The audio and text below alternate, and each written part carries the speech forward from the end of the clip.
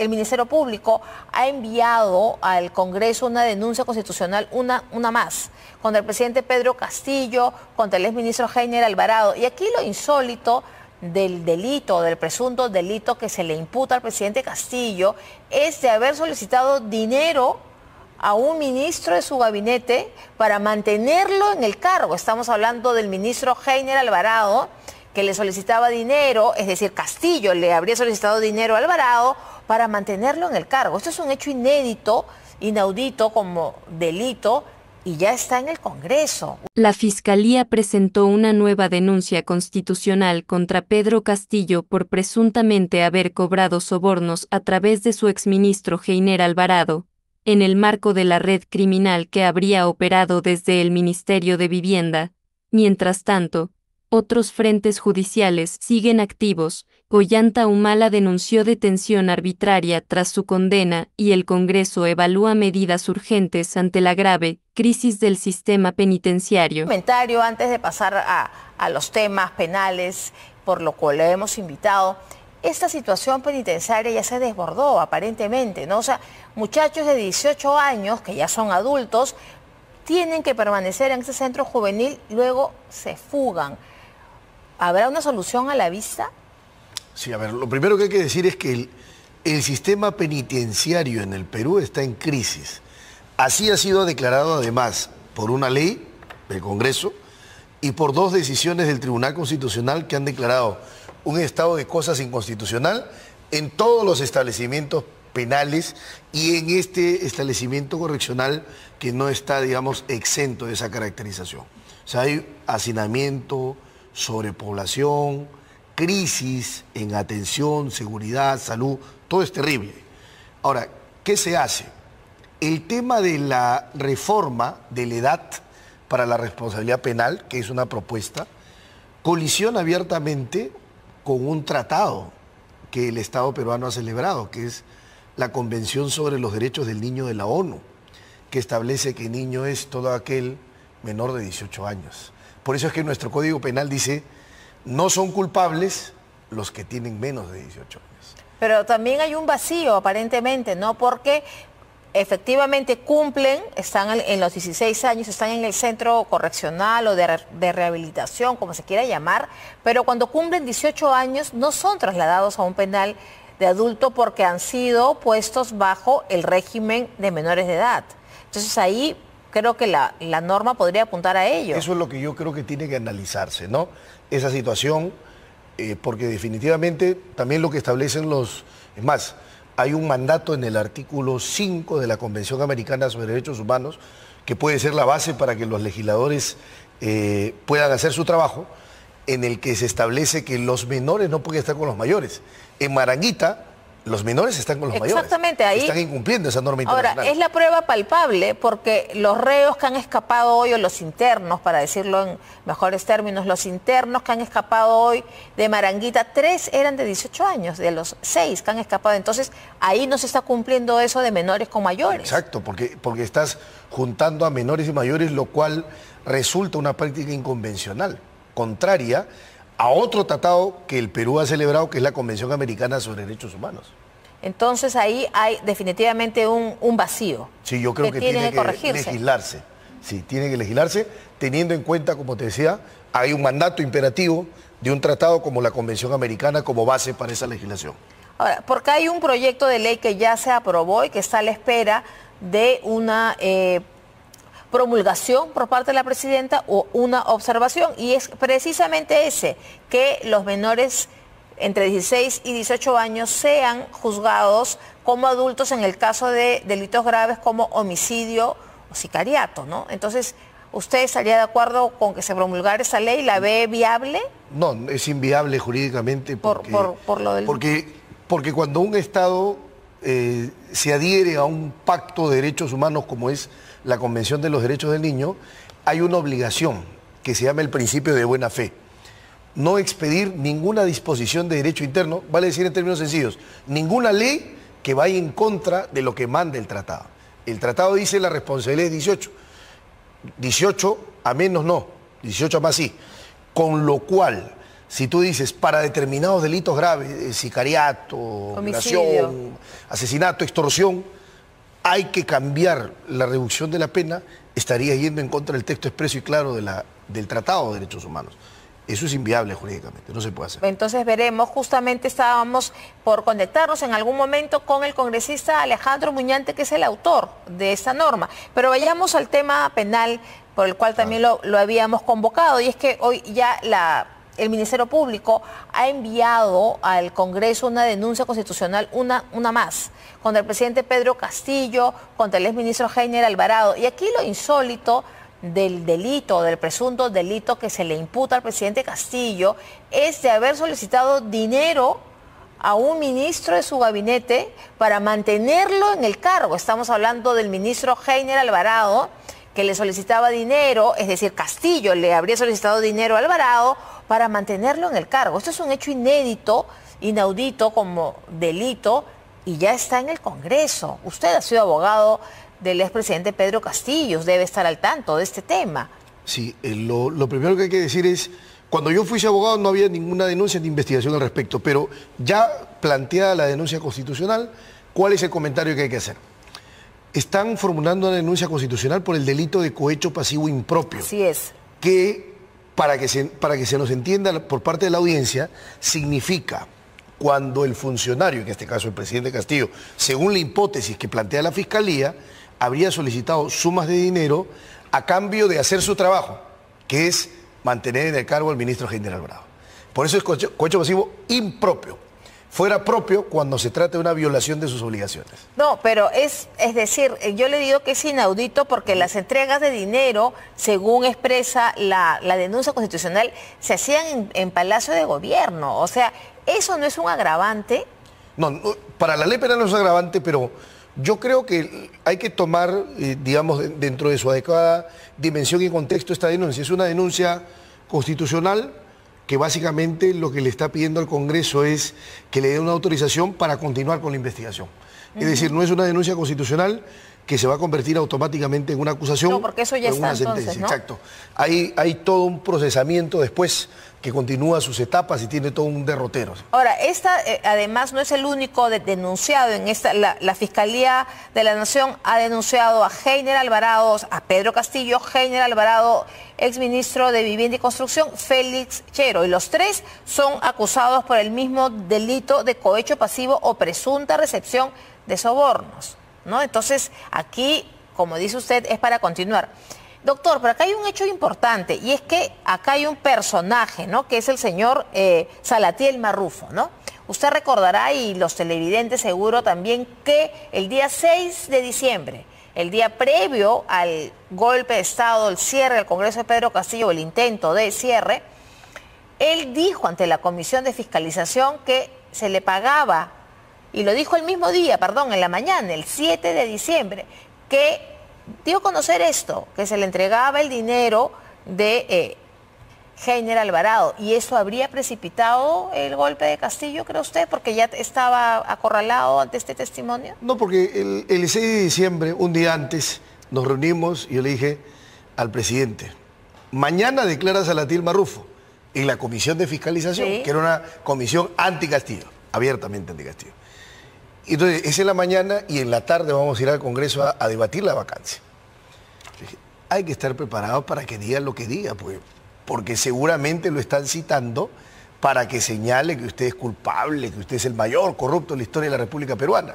De manera que a mí lo que me llama la atención es que, habiendo declarado así Marrufo en diciembre del 2022, recién en mayo del 2025 se tenga una denuncia constitucional.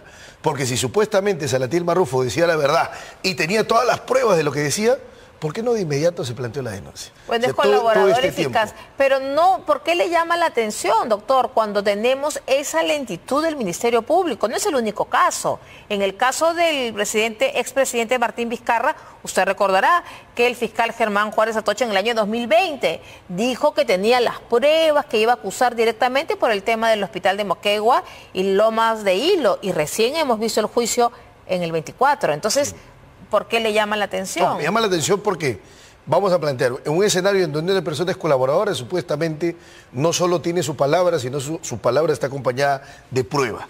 Entonces, si eso fuera así, yo creo que el proceso hubiese sido mucho más célere, rápido y abreviado.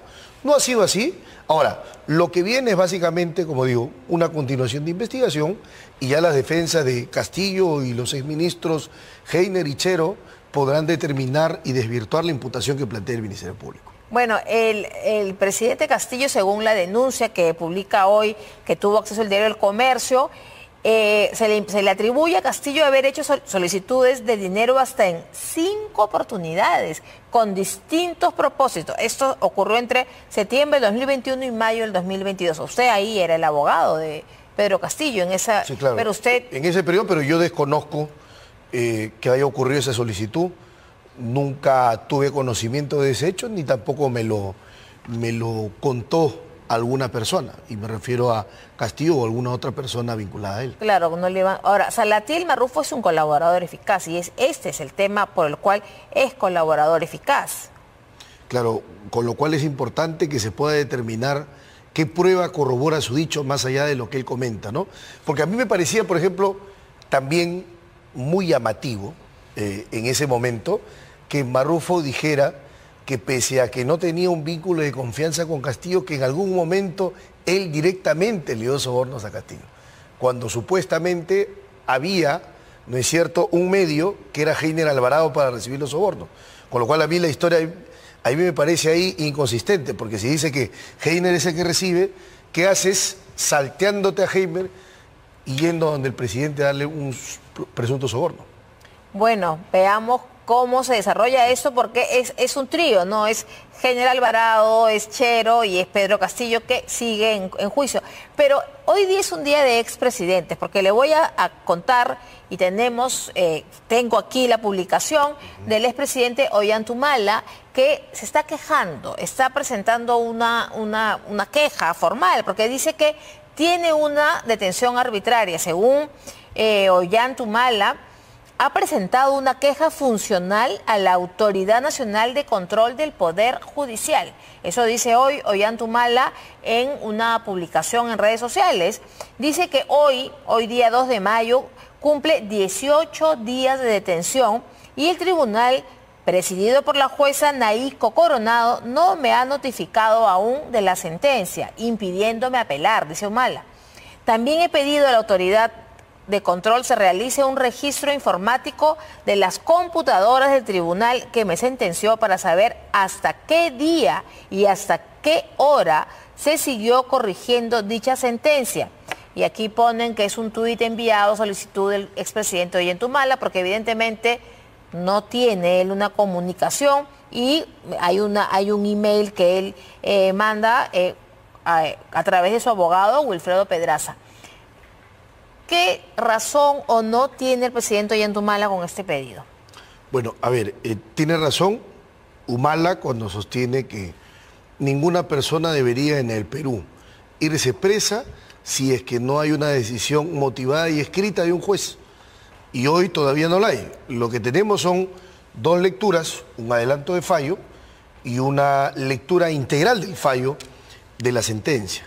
A mí me parece, digamos, que debe analizarse la responsabilidad básicamente de los notificadores, porque si ya los jueces leyeron la sentencia íntegra, eso quiere decir que ya hay sentencia, porque si no, no hubiesen leído todas las horas que leyeron esta sentencia. Pero luego de eso viene el recojo de firmas y la notificación. Yo creo que el defecto estaría ahí en la notificación. En todo caso, no le falta razón o mal en reclamar que es una decisión arbitraria, porque por supuesto, nadie puede irse preso si no tiene una sentencia escrita, oral no, verbal no. Por eso se decía que cuando se da el adelanto de sentencia, Ollanthumala no debió ir a prisión. Sí, exacto. Para empezar.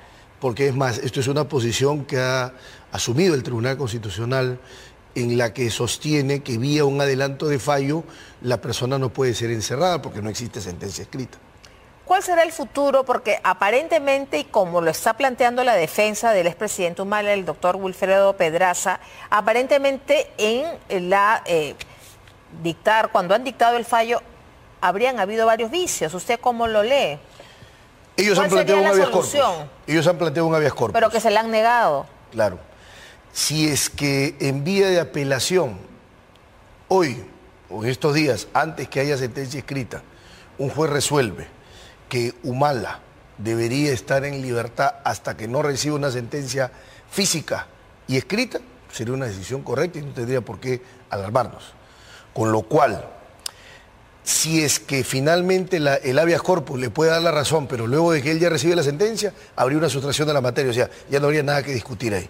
Yo creo que eso va a definir básicamente la suerte de Humala. Ese es un primer tema. Es más, creo que Humala debería plantear una apelación en este extremo, en el extremo de la ejecución provisional de la condena. ¿Correcto? Sí. Entonces, ¿por qué? Porque en una segunda instancia, el tribunal o la sala podría revisar si es que está bien o no está bien que una persona que ha acudido siempre al proceso, que tiene arraigos, no se le aplique la medida excepcional de suspender la ejecución de la pena hasta que una sala lo confirme. Bueno, pero acá hay otro detalle que en cuanto al habeas corpus, ¿no? Porque le dan la libertad, pero siempre queda el riesgo, ¿no? Su esposa está con un asilo, su cuñado no ha habido, está fugado, entonces él se ha quedado, como dice, para enfrentar, ¿no? Pero siempre queda la duda de si no le podría seguir los pasos a la esposa, ¿no? Sí, claro. No, y dado estos vicios que él está quejándose, podrían darle argumentos para que él diga no hay garantías de una adecuada justicia y me voy y me asilo al Brasil. Pero, ¿ese no es un escenario a descartar, no cree? No, pero ahí, digamos, una cosa es, digamos, que no se cumpla con el debido proceso y otra cosa es la persecución política. Pues la persecución política es, tú me estás condenando por móviles políticos. En muchos casos pasa que hay error judicial. El error judicial se corrige en segunda instancia, pero la persecución política es lo que gatilla y motiva el asilo. Ahora, lamentablemente, porque así son las normas del derecho internacional público, la calificación del asilo, la persecución política, le corresponde al Estado que concede el asilo y no al Perú, que es el Brasil. Bueno, veremos qué ocurre. Una última pregunta rápido, doctor. Hoy día el presidente Alejandro Toledo, mediante su abogado, está pidiendo acogerse a la ley que a los 80 años puede irse a su casa. ¿Cómo ve usted? ¿Esto es viable? ¿Va a marcar un precedente? Por supuesto, con muchísimos reos, ¿no? El juez Carguancho vio una audiencia, escuchará las razones de la defensa de Toledo y la posición de la Fiscalía. Y si leemos el artículo 22 del Código Penal que ha sido reformado en diciembre del 2024 vía la ley 32.181, ¿correcto? Se establece que cumplirán por razones humanitarias los condenados que tengan 80 años su prisión en su casa, porque si aluden al artículo 290 del Código Procesal Penal que regula la figura de la detención domiciliaria. Ojo, esta es una figura que no solo existe en el Perú, sino también, por ejemplo, en el Brasil. Al expresidente Collor de Mello le acaban de variar su prisión efectiva por prisión domiciliaria con grillete electrónico en el tobillo, frente a imputaciones también de corrupción de Odebrecht. Por edad. Por edad, por razones humanitarias. Entonces pareciera que el presidente Toledo va a terminar de cumplir su sentencia en casa. Yo le agradezco mucho. Gracias.